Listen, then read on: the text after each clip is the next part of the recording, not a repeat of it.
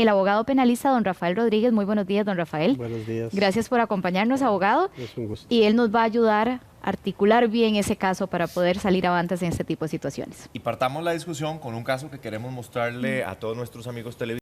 Está relacionado con el abuso que sufrió una mujer que dice que el juez no le creyó y que aún así el supuesto violador o el violador salió en libertad.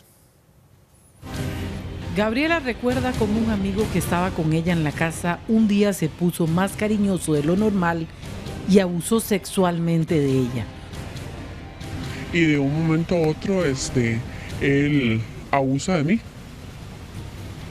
Entonces, yo empiezo a gritar y demás, y salgo de la casa y llamo a la policía y llegamos al día del juicio y el juez le da el fallo al señor, ¿verdad? Corrió a la policía en busca de ayuda y aunque la revisó un médico forense y un psicólogo, al final el juez dudó de sus declaraciones. El hombre fue dejado en libertad por falta de pruebas. Esto fue muy doloroso para ella. El juez no nos cree nada más porque no aparece, digamos, semen. Le estoy dando mi testimonio y le estoy explicando todo lo que pasó. Otro que se llevó tremendo chasco en la corte fue Juan Antonio. Como mensajero sufrió un accidente en su moto y cuando declaró en la corte, el dueño del furgón, quien tenía la culpa, mintió. A veces le creen más a las demás personas porque ya nos tachan a nosotros los motociclistas como que somos imprudentes y demás. En ese lado yo creo que yo tenía toda la razón y aún así pues tuve las de perder y perdí el caso. Juan perdió no solo el dinero que tuvo que invertir en arreglar la moto, sino que ahora sufre de un fuerte dolor en la espalda que nadie responde por él.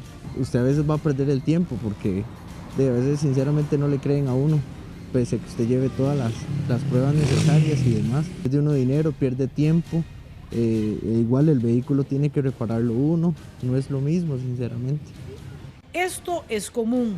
Testimonios que le faltan contundencia, nerviosismo, el sentimiento de culpa, pueden llevarlo a que en una corte su testimonio no sea tan creíble ante el juez.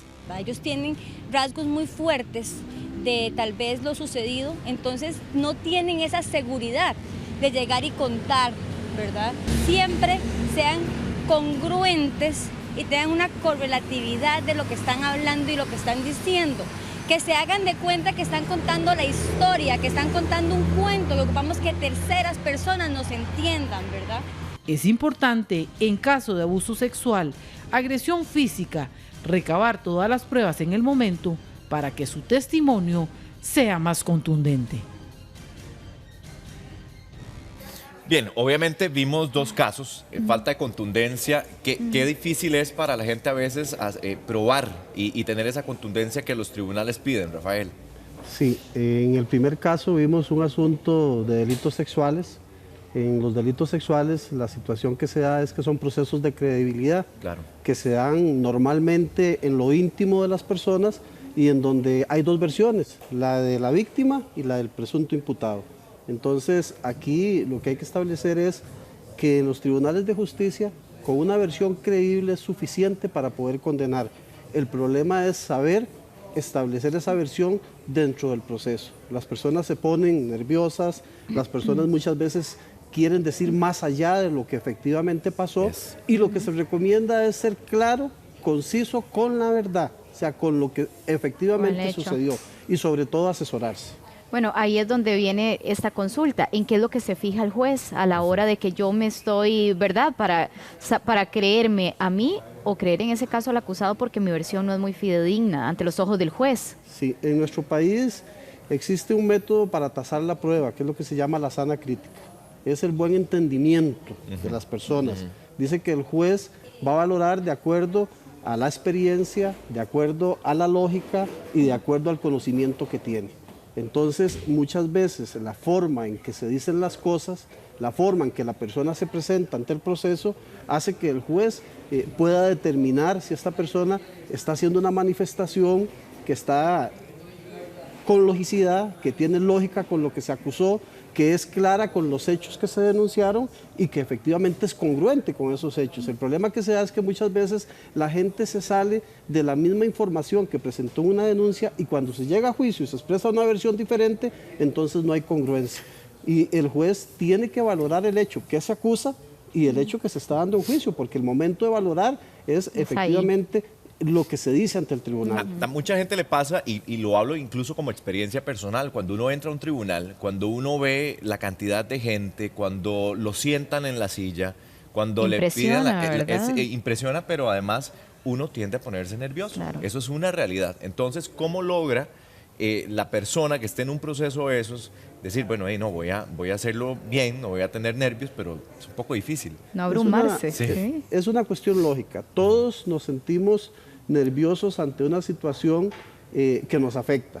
Puede ser que nos afecta porque yo soy el afectado o puede ser que el resultado pues también va a favorecer a alguien. Hasta nosotros los abogados en juicio, cuando vamos a iniciar el proceso, cuando nos estamos comunicando con el juez, cuando estamos haciendo un interrogatorio, nos podemos sentir nerviosos. Pero en el caso de las personas que van a ir a hacer una manifestación como víctima, como testigo, como perito, como afectado de un proceso, pues lo que se pide es que tengan tranquilidad. Si la persona va a ir a contar lo que realmente le pasó, lo que conoce o lo que sucedió y es la verdad, no tiene por qué mostrarse nervioso. Claro, pero probablemente los nervios se lo van a comer por lo que pueda pasar, pero esta persona necesita controlarse a sí mismo y establecer de que lo que va a decir es la verdad y esa verdad no va a generar ninguna situación en contra de él. Es que uno dice la verdad, pero después los testigos pueden agregarle algo más. Dentro de esto van a haber contradicciones y normalmente el nerviosismo se da en los testigos cuando efectivamente son interrogados o por el fiscal o por el abogado que está defendiendo a la parte y que empieza a mostrar algún tipo de incongruencias o que quieren meter a los testigos y a las personas que están haciendo una manifestación en una contradicción. Entonces yo tengo que ser claro en saber qué es lo que efectivamente pasó y mantener esa posición. Pero ahora bien, don Rafael, cuando a mí me están atacando, tratando de incurrir en error, ¿cómo me sostengo yo en mi posición frente a esa acusación que me están haciendo donde yo sé que soy inocente? ¿Cómo logro mantenerme ecuánime y seguir con mi versión y no caer ante, de verdad, esos tropiezos que me pueden poner en el camino? Claro, defensor, porque... ¿verdad? Yo tengo que ser claro, o sea, yo tengo que ser claro en lo que estoy y tengo que mantenerme en una posición. Generalmente, cuando lo que yo no estoy diciendo no es la verdad, pues eso es lo que se presta para que se den contradicciones dentro del proceso. Pero cuando yo estoy dentro de la realidad y estoy diciendo lo que corresponde, va a ser muy difícil que una persona me saque a mí de ese contexto. Ahora, el problema es el nerviosismo que se da. No, y yo siempre le digo los nublados del día, pero es cierto, uno cuando está dando la declaración hay cosas que a uno se le olvidan. Y no es porque uno esté mintiendo, es porque se te va el pajarito. Exactamente. Psicológicamente hay situaciones que causan algún conflicto en la realidad o en la percepción de cómo se ven las cosas. Y entonces, generalmente, cuando yo voy a poner una denuncia, cuando yo voy a manifestar lo que pasó, digo lo que yo efectivamente vi. Si llego al juicio y esa realidad que yo expuse en la denuncia es otra, pues yo también tengo que explicar, mire, efectivamente, en el momento en que se dio la situación, esto es lo que yo percibí, pero ahora estoy recordando que esto es lo que realmente sucedió. Si no cambia el cuadro de los hechos que efectivamente se acusaron, pues el juez va a valorar esa manifestación. Pueda que no sea una incongruencia, pueda que más bien sea una manifestación real de lo que efectivamente pasó. Es más fácil hacer un examen de mate. Yo creo que es el de los del ministerio. Sí. Pero ahora, don Rafael, ¿cómo llegar incluso hasta vestido y qué tipo de actitud? Porque hay gente que es que como nos ven, así también nos tienden a juzgar. Y tal vez si llegamos con un vestimenta no adecuada o con una actitud y mascando chicle, pues estoy nerviosa y empiezo a mover un montón las manos y... ¿Cómo logro controlar eso y qué sería la recomendación como abogado? Bueno, el nerviosismo es lógico. Dicen que los jueces efectivamente dentro de su razonar pues van a estar viendo cómo se comporta la persona en su manifestación, si la persona se muestra nerviosa, si la persona se muestra ansiosa, si la persona efectivamente está tendiendo a salirse de la realidad de lo que hay. Si la persona muestra enojo, si la persona muestra angustia, si la persona muestra sentimiento, Tenemos casos en donde inclusive en algunas ocasiones el juez motiva una sentencia diciendo de que la persona no mostró un sentimiento, a pesar de que el hecho que se estaba acusando era un hecho que hacía creer que ese sentimiento se daba. Pero eso es una cuestión que no solamente se tiene que valorar de la forma en que la persona se presenta ante el despacho o de la forma en que la persona hace su testimonio, sino que el juez tiene que valorar con una prueba en conjunto. Fue lo que se manifestó en la denuncia, fue lo que se mantuvo ante un médico forense, fue lo que se mantuvo ante diferentes instancias que se dieron. Bueno, pues esa manifestación de la persona hay que verla, para eso se hacen exámenes psicológicos, se hacen exámenes de trabajo social, para eso se dan una serie de circunstancias que el juez puede valorar. A la persona lo que se le pide es asesórese con su abogado, que la prepare no para ir a mentir, sino que la prepare para decir a qué es lo que se va a enfrentar en el proceso y que efectivamente trate de saber qué es lo que yo dije, qué es lo que en su momento me pasó y de explicarle de que esa verdad, esa realidad es la que se va a juzgar. Incluso, ¿verdad? Porque uno puede pensar desde lo más trivial, como voy vestido, ¿verdad? Hasta un tema como, ¿y si uso lentes oscuros? Una gorrita, Una lentes. Bueno, eso hay es prohibido. reglas en los tribunales que establecen que efectivamente ciertas cosas no podemos usar. Ante el juez no me voy a sentar con lentes oscuros, porque el juez quiere tener inmediación y quiere ver cómo me comporto. Claro. Entonces hay ciertas situaciones. Nosotros a veces le decimos a los clientes, mire, para mí es importante que usted vaya bien presentado, para mí es importante que usted vaya bien vestido. Hay recomendaciones de algún tipo de ropa que a veces uno dice, no vaya con esta ropa, ¿Pero qué vaya ropa, con por este ejemplo? tipo de color. Abogado, para Mire, hay entrarnos la situaciones curiosidad. en donde uno le dice, si lo que estamos valorando es un caso de gravedad, pues tengo que llevar un poco de ropa, la camisa blanca, traje oscuro, normal, que no genere mucha tensión, que se evitan los colores altos, Así, rojos. chillones. Colores muy llamativos. Exactamente. O sea, así porque como puede andamos generar- Douglas y yo, no podemos ir puede a... generar una actitud de quienes me están mirando diferente a la que puede generar una ropa clara. Incluso O sea, cómo se sienta la gente, ¿verdad? Porque si llega y está dando la aclaración y se acuesta así y ¿verdad? se desparrama todo, también eso lo influye. sí, y nosotros, si me rasco mucho y ese tipo de exactamente, cosas, actitud, la forma en que ¿verdad? yo estoy. ¿Cómo? O sea, esa ansiedad puede decirle al juez que Aquí ando algo efectivamente bien. la persona está tratando de mentir o tiene alguna circunstancia difícil, propia. ¿verdad? Hay gente que se sienta con temor y entonces a veces ese temor lo que le puede decir al juzgador es que esta persona tiene temor de manifestar la realidad del hecho. Y entonces es prepararnos y saber, cada caso es Cómo tiene que diferente. La situación de abusos sexuales es una situación sui generis, porque efectivamente aquí lo que se requiere es únicamente que la víctima se sienta, dé un testimonio creíble y que el tribunal crea esa manifestación. Si la víctima da una manifestación creíble, es suficiente para condenar a una persona. Don Rafael, usted ahora señalaba del dictamen médico, psicológico, ¿ese tipo de dictámenes pueden ser revocados o perder credibilidad en algún momento? Mire, dentro de los procesos judiciales, todos los dictámenes se ponen en conocimiento de las partes, los abogados defensores, la fiscalía, los querellantes, los actores civiles. A nivel psicológico, hoy día inclusive en la parte de delitos sexuales, anteriormente se pedía a los psicólogos que valoraran credibilidad. Ya los psicólogos, por una circular y por una decisión de una resolución de la Sala Tercera, se indicó que el psicólogo no puede determinar credibilidad de un hecho, porque la credibilidad se mide en el juicio, se mide en la forma en que se da precisamente esta manifestación. Una situación que en estos momentos nosotros estamos valorando es que la mayoría de los dictámenes psicológicos pueden ser rebatidos. En mi caso en particular, yo normalmente determino si las pruebas que se están utilizando psicológicamente utilizan variables que están estandarizadas para la población costarricense. Y ninguna prueba psicológica está estandarizada para la población costarricense. Entonces eso puede perder credibilidad y confiabilidad de la prueba. ¿Por qué? Porque se utilizan en la generalidad, pero no en una población específica. Ahora, en otro caso, ¿cómo debe actuar, por ejemplo, una mujer, una madre con su hijo en caso de abuso, acoso o agresión?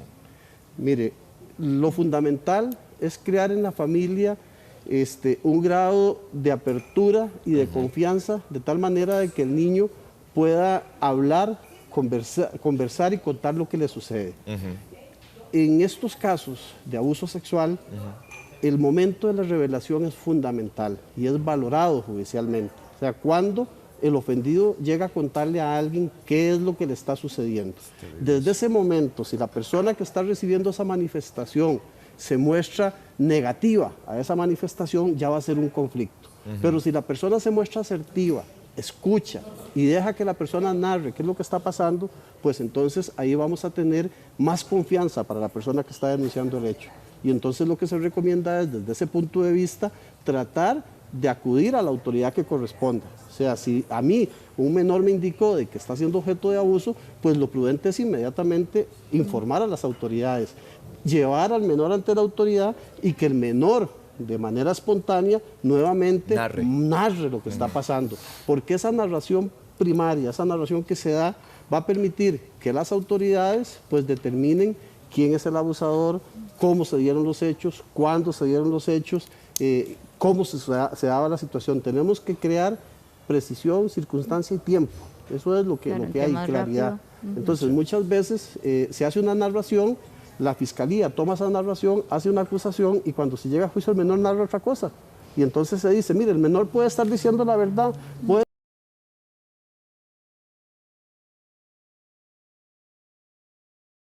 claridad en cómo se atiende este asunto. Sí, ¿verdad? Sí. Mire, en las situaciones en donde nosotros somos objeto de hechos delictivos, lo que se pide es tratar de observar y de buscar todo aquello que nos permita a nosotros llevar prueba al proceso.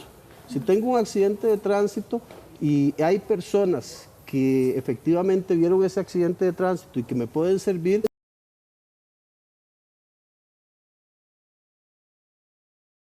en estos procesos la gente